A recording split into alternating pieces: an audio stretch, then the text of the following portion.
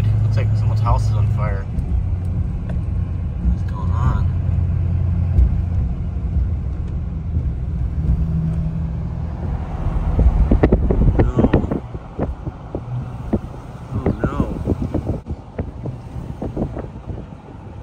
You know what that is? So I just circled around back to that guy's house and made sure that somebody was outside or somebody's aware that a vehicle is on fire, because God forbid I drive by there and the whole house catches on fire and somebody dies. But that guy's electric car caught on fire. He had it plugged in. But hey, go electric vehicles, yay. That's a pretty interesting way to start the video. So this is a pretty unique build. I bought this truck about 6 months ago and did a complete frame off restoration on it, paid $2,600 for it. Was not expecting to go this far. It's just an old 20-year-old Duramax. It's a 2004. It's extremely rusty. Every year of its life it's been in Michigan, so you guys can only imagine how rusty this truck is. But I'm headed to the shop right now, and in today's video we're finally going to paint the cab. You guys just have to watch this video from start to finish and see how all of this plays out. What's also really interesting about this specific video is the fact that their lead painter is going to show me all of the tips and tricks that he uses at the shop. Most shops won't let you do that. They won't let you bring a camera in there and show you guys everything, the full process, and that's exactly what I'm gonna do in this video. So with all that being said, let's head over to the shop right now. Today's video is gonna be pretty awesome because we are finally gonna get the cab painted, so you're actually gonna see this thing come to life, come to shape, because before you saw it, there was like 100 colors on that truck. You remember that? Oh yeah, man, we had different colored doors, the bed, the hood was different. Big shout out to the guys here at A&D Repair. Definitely, if you guys are interested in getting any custom work, paint jobs, reach out to these folks. I will leave all their information in the description below. Also, if you know somebody who got into a vehicle accident, or maybe you, and you live in the state of Michigan, I would highly encourage that you guys bring your vehicle here, because after working here for the last 2 months, seeing how they do things, they're very meticulous and they don't cut any corners. I've had to have them cut corners, trust me, and they won't. They won't put their name on it, so definitely check them out. So with all that being said, we have a lot of work to do, Roy. Absolutely, brother. Thank you for the shout out first and foremost. We take great pride in what we do here, and I'm really looking forward to seeing this thing come together. Putting this color on, obviously you've been involved now, quite a bit of it. You see the extent of what it takes, the number of coats to get proper coverage, and you know, all the nuances that nobody really even knows that we have to do to make it happen. So thank you so much, we appreciate it. Let's get some color shot. Let's get to work. So if you watched the last video, you guys saw we had the doors, the hood, all that stuff painted. We are now finally moving to, I don't want to say the last phase of the painting, but the biggest part of the paint job. Cab was primered and everything was blocked, which I really wish I would have got the process on video for you guys, but I can explain that to you really quickly to make it nice and baby soft and smooth. Because once you prime this thing, you're gonna see little ripples and waves. In order to knock that down and make it nice and smooth, you have to sand your primer down before you lay it down for paint. And this is Shannon here. He is the lead painter. Everybody knows him. Everybody's been watching the videos. Definitely watch some of the older videos too if you want to follow along on this build. Do a lot of people do that at their house? They sand their primer down? I would hope so. I mean, if you don't have some sort of mechanical bond by creating like a little tooth when you're sanding, more than likely your paint's just gonna fall off. I mean, imagine like you just tried to paint over your unsanded original paint job. What's gonna happen? It's just gonna flake right off of there. It's gonna look terrible. Well, I mean, it might look good for a second, but then as soon as like they take a pressure washer to it, or they go through a car wash, or just driving around, a rock hits it, the paint's just gonna start flaking and snowballing all the way across the whole job. So you use 320 with an interface. Well, first you decked it, blocked it down with the block. Yep. So a lot of with people, 320. There's different steps. Some guys like to use 220 to block. They feel like it might get straighter, but we block everything up to like 220 before we primer it. So like that's more of an appropriate grit before you primer. If you read any of the technical sheets on most of the products across the board, almost every single manufacturer recommends that you have a minimum of 150 grit or 180, and you know, before you primer, that you take it all the way to 220 to 240. That's what's usually recommended on any of the P sheets for most manufacturers across the board. We finish it off with 220 and then we prime it, and then from there we block it out with 320 with guide coat, and then we re-guide coat it, and then we basically refine the scratches with the DA with the interface pad, like we said in the last video, where it's just got that kind of like a spongy soft pad in between it. Your orange is aligned with a G1, which is a white, so we're putting down white sealer on top of all of the primer, whether it was black or gray or white or whatever, to get a uniform ground before the color gets applied. So that's why you guys will see me when I shot the wheels in one of the videos, when I shot the bed, it's gonna get sealed with white, and I'm usually putting double sealer. So I'm putting 2 coats of this to make sure that the ground is 100% white before I start putting the color down. So do you have to sand that down? No. Okay. This is a non-sanding primer. So you spray this on there and you let it flash off and go immediately to color. So they have windows of opportunity. It's not to say that if you had a speck of dust in there that you can't repair it. It's just you're gonna have to wait for it to flash off, repair it, or you could spray a coat of base down, let that flash off and then repair it. You know, sometimes there's a lot of maintenance all the way through the whole paint job. Like if you have a speck of dust or dirt, you're trying to eliminate that out of the finish. You don't want to just keep pounding more color to try to bury a piece of dirt. It's going to end up showing up underneath something. So, you know, as clean as possible, but you know, there's things that are going to be floating around irregardless, no matter how clean you keep your booth, no matter how much protection you wear, how clean you keep your guns. You're going to keep, nibs are going to happen. Yeah, things are falling around there. You're in a pressurized booth, so the booth is creating its own you got overspray. It can create its own dirt sometimes as well, just from the different pressures.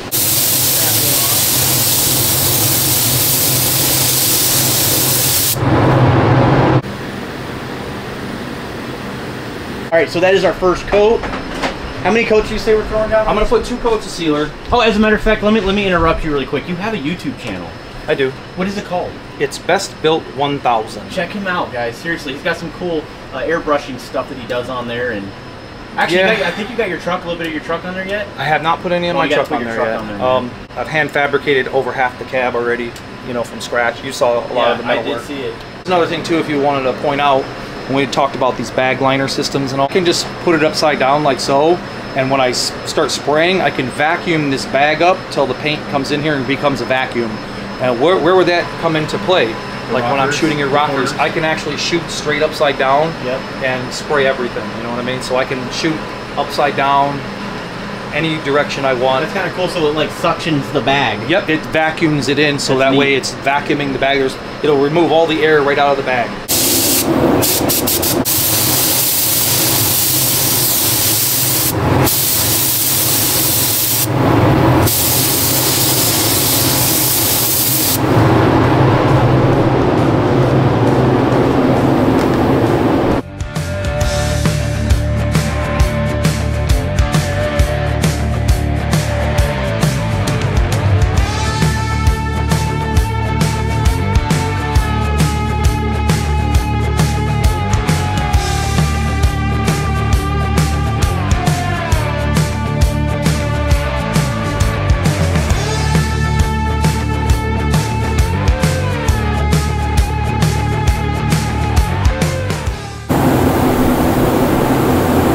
Alright, so it's been sitting in here flash baking for a while now. Third coat is down and it is hot. It is hot orange right now. Look at that. Very, very intense. Of course, the truck is not going to look like that once we lay the clear down. Very pearly though, especially on these corners.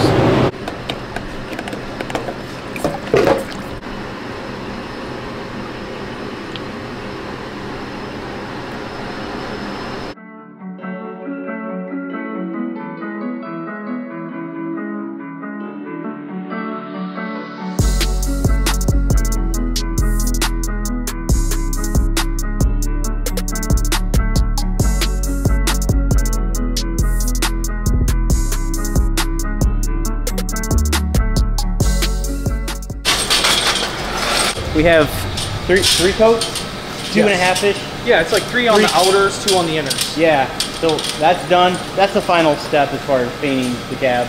The cab is done painting. Yep. So right now we just flip that over to bake. So we like set the temperatures. I'm doing kind of a low temp bake on here. It says that's 130, 140. I got it about 135. But this booth has been baking really hot lately, so it's probably really close to 135 on the sheet metal temperature, which is about 5 degrees less than where you'd want it to be according to the directions. Normally they want it to be at 140 on the surface for about half an hour, 25 minutes to 30 minutes. So I'm just doing it a little bit less hot, just so that way the clear got hit so hard on there. I don't want it to like take a chance of like exploding or anything like that on there. So it's flipping up, temperature's rising now. So at this point we're just gonna wait. Yeah, we're just playing the waiting game on that. We're gonna probably go and get like another part prepared for something else to paint and let this thing do its job. And then as soon as it stops, we'll flip it over, let it cool down for a second, start peeling off all the masking tape, and you'll get to see how the cab looks. The cab looks with the wheels and the frame and all. Sure. Yeah, you'll get to see like the roof that's orange already, and then the rest of the cab that's now all orange. So you'll actually get a really good idea of what the thing's gonna like kind of start to look, instead of being gray and primered or black or multicolored like red and green and gold and black like you had it before. And now it's all one uniform color. Maybe a week or so before I get done. You know this at 120? Yeah, like 135. Oh, it's orange. Hey, what color is that? Paint orange. Orange. Sun kissed orange. Woo! Man, oh man.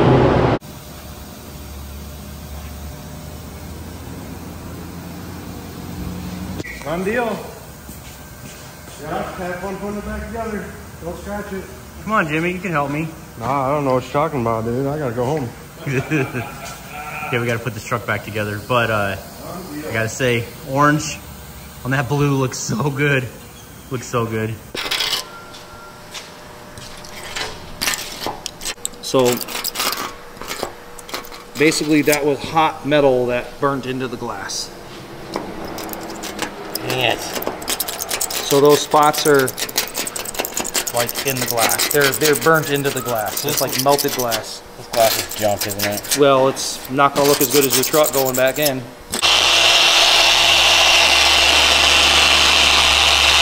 So after all the repairs, I kind of made the decision, we're gonna go ahead and pull the plug. I just ordered a new black glass. We're not gonna go with that. So as of right now, we're gonna go ahead and move it to the other bay. Back it up. First time it'll see sunlight. Fire in the hole. You ready? Yep, it'll start. It doesn't say it's in park. It says low coolant It won't level. start then. Put it in neutral. For some reason, the NSBU switch is now acting up. I don't know what's going on with that. But whatever, I'll figure that out later. Story of my life.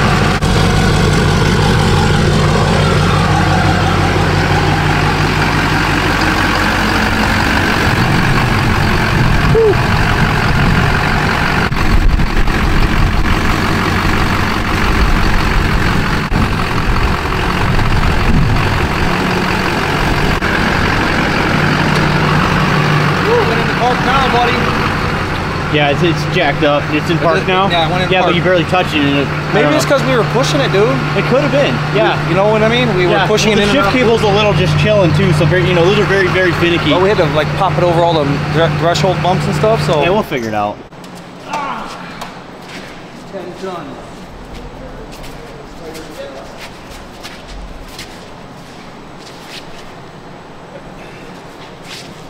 Go forward. Yep, we gotta go forward a lot. Okay, these guys sit here. Close enough. Dusty in the motor.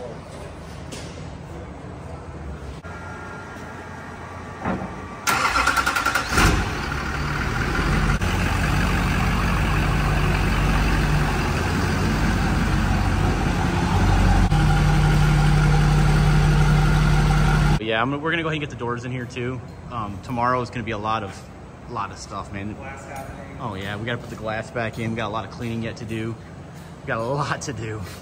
But finally seeing it take shape, at least that, you can actually see some sort of uniformity going on. I would probably start with the interior, like laying down like the carpet, the seats, all the consoles, or anything that's in the way, like so your interior's built.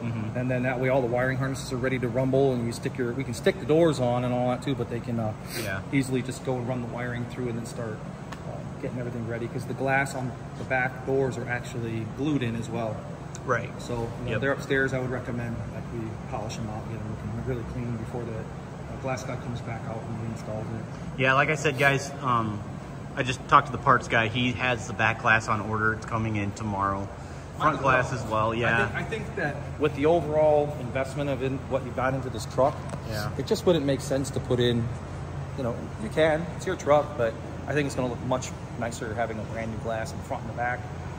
Yeah, it was only $250. It's worth it, and that's with the defrost. So I got like $500–600 in glass right now. And that's actually like when you consider you know, what does one rim cost, or what does one tire cost? You know what I mean? If you're willing to have its rim and tire set, or traction bar set, or if you're going to pay for paint, I mean, the glass is really, you know, kind of important. It makes it look complete. Just like new handles and all that, you did all that. Right. So let's go ahead and get all the panels in here, guys, and I don't know, get a better look at it. But again, there's no way I'm going to finish this today.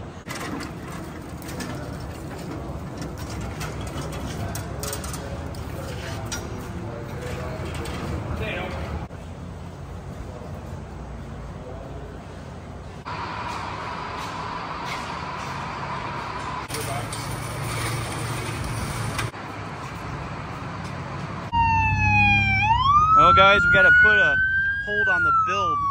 Unfortunately, we just had a car accident, but it seems like everybody's okay. It's too bad. You been done? Yeah. Oh, yeah. Okay. It said someone's doing CPR. It's not. I got the keys in my hand. It's not his wife's. All right, ladies and gentlemen, it's 6 in the morning. We're awake. What's up, Kyle? Bright and early. You'd never think it was this early. Yeah, we're on the grind today, guys, and we have the sun-kissed in the shop, and it's go time, guys. Of course, again, we're not gonna get everything done today, but we're going to finally assemble the truck. We already have the bed on it. We're gonna put the doors on it, the fenders, the inside of the cab's gonna be all reworked. We're finally gonna be able to get this thing out of this bay and get it back over there, and it's gonna be a long time, guys. It's probably gonna take me about a week. I don't know how long it's gonna take for me to edit this video, but it's probably gonna take us about a week to go ahead and get, I guess, everything cut and buffed, you know, get everything ready to go. So let's go ahead and get started. After that, there was a car accident right in front of this building. That was crazy. I'm glad that everybody made it. The girl was really shooken up. Actually, the guy that got hit, he got rear-ended. He works here. He's fine too. But I mean, he probably got rear-ended by that girl doing about 50 miles an hour, so that was pretty crazy. But anyways, back on topic. So it is the next day. We have the doors on, the interior. It took us basically all day to do what you guys saw there on time lapse. Obviously, I didn't film really anything of that, but it's 7 a.m. in the morning, and this morning at about 5, I went ahead and stripped the old doors that I had in the garage. I had to pull out the glass. I'm gonna go ahead and clean this up, buff it, make it nice. Unfortunately, I can't use the old glass because it's all scratched up. So what I'm gonna do now is I'm gonna go ahead and clean these windows up. We're gonna go ahead and put them in the doors. I'm gonna go ahead and actually brought my own tools because nobody's here. I went ahead and removed the old door wiring because the Texas door wiring was all janky. I mean, there was wires cut, snipped. There was like crossover line output converters connected to them. Couldn't use them. So I'm gonna go ahead and use the stock connectors. It came out of the old doors, which is definitely something I should be doing anyways, and the old speakers, of course. These speakers came out of those doors. You could tell they had a system, and I'm going to use them. Those are pretty nice. So the replacement doors, we actually had broken door handles. So I went ahead, when I was home this morning, I went ahead and stripped off the old handles on the door. Pretty common for these extended cabs for these things to break anyways.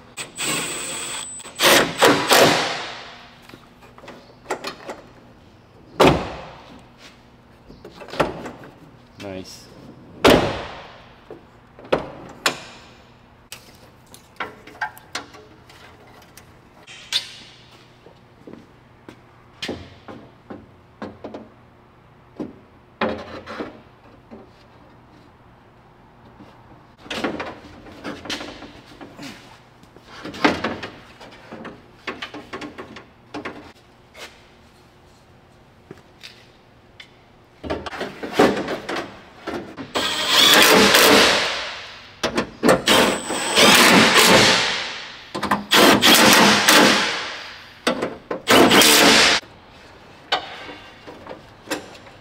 All right, so I went ahead and just built all the doors, everything internally.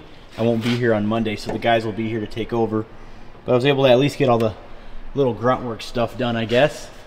But there we have it. We have the paint matched door handles on there. I'm not gonna put the mirrors on yet, just because I think we still need a cut and buff, and I don't wanna work around that. But as you guys can tell, the build is finally coming together. I'm very excited on how this is turning out. This is looking really, really good. All right, so that is it for this video today. Thank you guys again so much for stopping by. You guys can't miss the next episode. It's gonna be pretty solid. I cannot wait to finally get everything completely done and we're getting really, really close. This build is officially called Sunkissed. And again, this truck rightfully should belong in a scrapyard, and I don't think anybody on YouTube is going to film the process or even spend the money on building it. It doesn't even make any sense to build a truck from the frame up when it's completely rusty and gross. It really should just be scrap metal at this point. But we got to give the old girl a second chance. Hey, listen, on your way out, if you guys want to support the build, support the channel, definitely check out the website truckmasterdiesel.com. I do sell AirDog lift pumps, t-shirts, key tags, all kinds of stuff on there, so definitely check that out. If you found any value in this video whatsoever, hit the subscribe button for me, hit that notification bell so you guys can be alerted every time I post a video. We will see you on the next one. Stay tuned.